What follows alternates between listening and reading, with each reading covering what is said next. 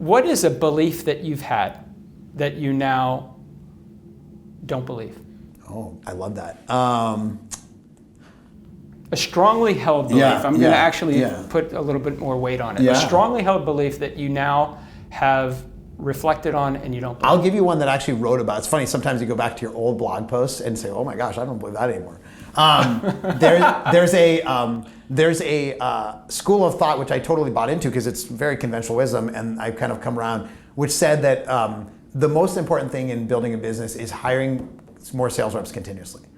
So in software, the general model was you have a spreadsheet, as you and I have probably done, and you put in like number of sales reps and then time quota times the attainment, and they have a ramp period. And the magic happens. And then the magic happens. That's it. And so there's a blog post maybe from 6 years ago that said that. Don't ever stop signing your sales reps. And I'm like, well, that really did make sense in this world of like, in the world where the suppliers were in scarcity, right? Like there weren't that many alternatives for things. And so therefore, if you had the database or you had the ERP system, you should just hire a bunch of sales reps and get them to meet all the customers in the different regions, and you will absolutely grow, right?